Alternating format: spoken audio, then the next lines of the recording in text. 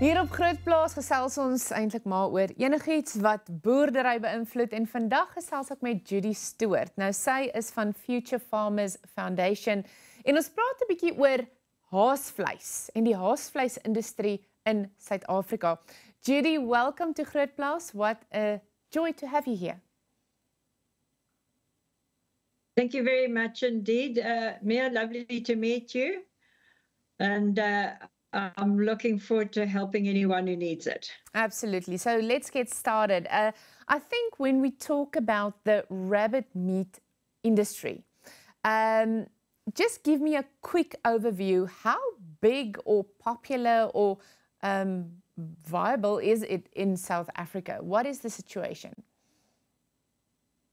The rabbit meat industry, unfortunately, is quite a small, it's a very small part of agriculture in South Africa. And it's also not really organized. So there aren't any organized marketing organizations or structures. And we found that most people who raise rabbits go out and find their own markets and they do their own marketing. Some reasonably successfully, some others not as successful, but it's a very challenging industry, mainly because of the problems with marketing. Yeah, I get that. When I think about the industry, I think the first question that comes up is it really viable to produce rabbits for meat? I know, I see it in movies, you know, people eating rabbit meat and so, but when we bring it back to South Africa, how viable is that? I think that anyone who's interested in going into rabbit production needs to look very, very carefully. You need to make sure that you have a market before you start, because it's not that cheap to raise rabbits. You know, the feed costs are quite high, and most of the people who produce rabbit feed, the feed companies, because there isn't a high demand, they're producing small quantities. So it's not like dairy meal or chicken feed where they're doing it on a very big scale, and therefore you have a benefit from the fact that they're producing a lot. So for them, it's a bit of a niche industry. So you need to be very, very careful of your labor costs and your feed costs. I can't give you any feed costs because it varies from province to province and area to area. But that can be a problem. Now, rabbits have to be kept indoors. They need very well ventilated facilities, but they need to be protected from wind and weather, obviously. What works really well, and I've been lucky enough to visit rabbit breeders in quite a few countries. Not long ago, I was in a big commercial rabbit operation in the Czech Republic, and there's a lot of rabbit meat produced in the Czech Republic, but you basically need a very large number of animals to make it viable, and it needs to be very, very well run. Yes, so it's, and wherever you go, you're going to find that rabbits are accommodated in wire cages. Now, wire cages are very easy to keep clean, and hygiene is absolutely essential. The minute you start putting rabbits into cages with solid floors, for example, wooden floors, it's very difficult to sterilize those floors, and it's difficult to keep the rabbits clean because they will be walking in their own excrement, and rabbits will, they like cats, they will keep washing themselves, and you don't want them to be licking those bacteria off their feet and ingesting them, because that leads to disease. Yeah, that makes absolute sense. You mentioned that before a farmer thinks about, you know, producing rabbits for meat, he or she has to make sure there's a market. So I'm really interested, is there truly a market for rabbit meat in South Africa? And if so, who or how does that market look? I think that, as I said, there isn't a structured market in the way that if I want to sell cattle, there'll be a stock sale that I can take the cattle to, or there'll be an abattoir that I can sell the cattle to. And I'll be able to sell those cattle within a week. With rabbits, first of all, there are very few abattoirs, and if you're going to do slaughtering, obviously it needs to be done in a registered facility, because you can't just slaughter rabbits in your backyard and sell them to people for human consumption. So there's a shortage of abattoirs. It's very difficult to market. Some people have got markets that they are supplying. So you might find a small scale producer who's selling to a butchery, especially if it's a butchery that's run by Italians or Greeks or Portuguese or Spanish people, because in those cultures they consume a lot of rabbit. And I believe that there's a reason as well. But everybody seems to be finding their own market. And I think that, it's like anything in business, really, that you establish your market before you start thinking about how much money you can make and so on. So that market is very important. I actually started breeding rabbits in 1962. I was still at school then, but I started breeding rabbits and showing them. I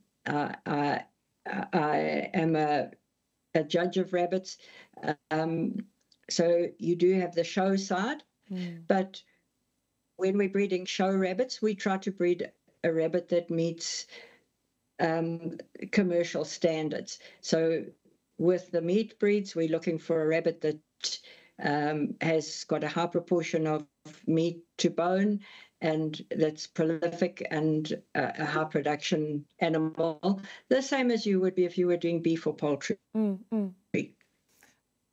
Judy, are there any risks surrounding disease and costs? Because like you say, to make this viable, it's got to have to be a lot of animals, because a rabbit is just a certain size.